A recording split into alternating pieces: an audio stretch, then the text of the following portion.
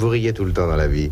Oui, je me marre assez facilement, comme vous avez pu remarquer. Moi aussi. Mais il y a tout de même des moments où vous êtes sérieux. Oui. Ouais, quand vous avez épousé Sophie, par exemple, justement, vous êtes sérieux? Ah, bah oui, très sérieux. J'étais très embêté. Paniqué, ça se voit. Et puis un jour, vous m'avez raconté, enfin je vous ai vu d'une part, mais vous m'avez raconté, et on sent que ça vous a marqué, puisqu'il y a combien d'années ce gala de l'Union qui a failli, disons, tourner mal, oui. Tragique, c'est un grand mot, mais enfin qui a failli tout de même être grave. Oui, là vraiment, on n'avait pas envie de rire du tout. Pourtant, on était tous les trois, Sophie, Jean-Paul Belmondo, qui est un de nos meilleurs copains, et qui est aussi un gars avec qui on rit beaucoup, et moi. Ce sur un fil, sur une moto, à combien de mètres du sol? 20 mètres du sol. Oui. La veille, il y avait eu un accident.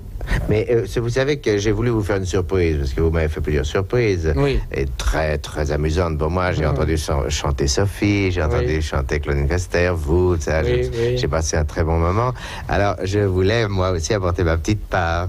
Et j'ai recherché dans les bandes, et j'ai retrouvé la séquence filmée de cet exploit. Ah oui. Alors, est-ce que vous voulez que je vous fasse une surprise merveilleuse, parce que je l'ai sur moi. Ah, vous l'avez là? Je l'ai là, et je peux vous la passer. Alors, oh, magie, hein? Bonjour monsieur. Comment ça va? Regardez.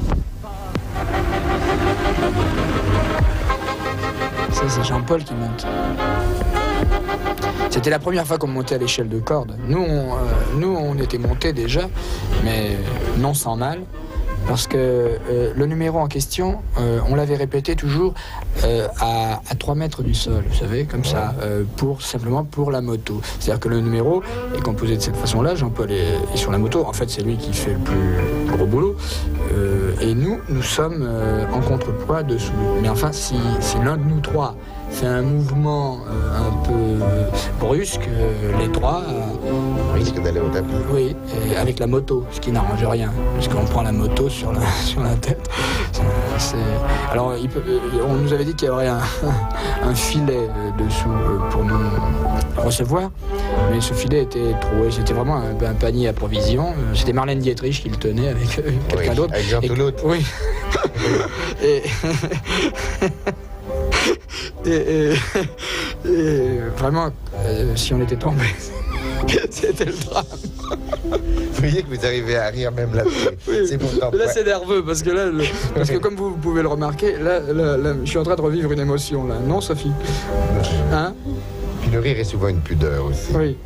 C'est parce que là, la moto ne va pas partir.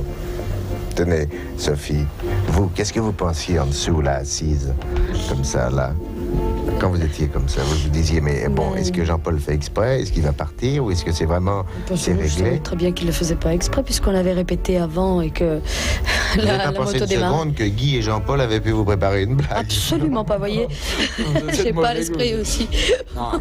En fait, je crois que la moto était attachée, et comme le professeur, le tenant du numéro n'était pas là pour nous donner des indications, il était à l'hôpital ce jour-là. Car il était tombé la veille. Oui, de 20 mètres. Le jour où on devait répéter pour de bon, quoi, au cirque d'hiver, il est tombé. Ce qui fait que nous trois, on voulait plus monter. Jean-Paul, qui est un des types les plus courageux que je connaisse dans le cinéma, il avait vraiment... La trouille, il faut dire pas d'autre mot. Ça sort pas, hein. Ouais. Seulement, il avait le sens du comique, parce que je me souviens qu'il y a un moment où ça commençait, les gens se disaient c'est un petit peu long comme gag, si c'est un gag, il s'en est sorti par des calipettes, disons, et des réflexions qu'on entendait sans micro, mais qui ont détendu l'atmosphère, Oui, mais on n'en est pas large là, à ce moment-là. On est parti. Oh là. Et moi là, il n'était pas question d'aller aussi vite, hein.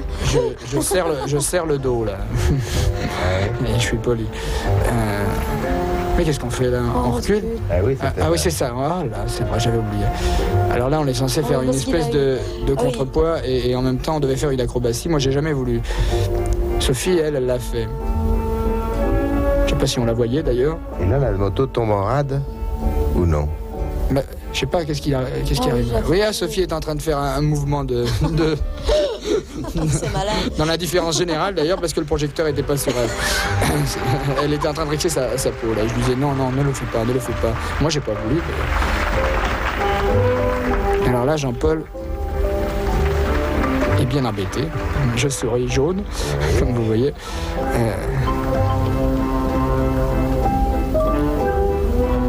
Alors, le numéro consistait pour Jean-Paul. Nous, évidemment, il s'agissait donc de faire le contrepoids. En dessous. Là, un tonnerre d'applaudissements. Oui, Jean-Paul est monté. Car je trouve ça très émouvant. Alors là, je vais devenir sérieux aussi 2 secondes. Ah oui, là, je trouve ça très émouvant. 3 comédiens connus qui travaillent facilement et qui viennent ce soir-là prendre autant de risques. C'est assez extraordinaire. On le fera plus d'ailleurs. Le geste de Belmondo, là, est tout de même un très beau geste de comédien. Parce que c'est de la folie. Parce que vraiment, c'est de la folie. Parce qu'on peut tomber, quoi. Il n'y a pas de problème. Je ne connais pas une profession où il y a la même chose, une autre. Et ce qui était très joli, c'est qu'on se parlait tous les trois, ce soir-là. On se parlait. Alors je lui dis, ça va Jean-Paul? On me dit, oui, ça va. Évidemment, c'était assez émouvant. Il a calé, là, voilà le moment tragique. Ça y est. Il a calé. C'est là où ça devient le plus tragique. Et là, c'est grave parce qu'il va être forcé de descendre sur le câble, je crois. Et nous, on ne sait pas ce qui se passe non plus. Oh, on est embêtés, là. Vous vous penchez bien symétrique, hein? On ne peut pas. Le sens du spectacle. Et là, vous vous rendez compte? Il s'est mis à pousser la moto, ce fou.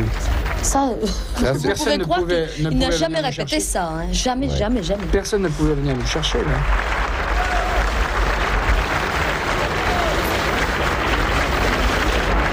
Depuis, j'habite en rez-de-chaussée.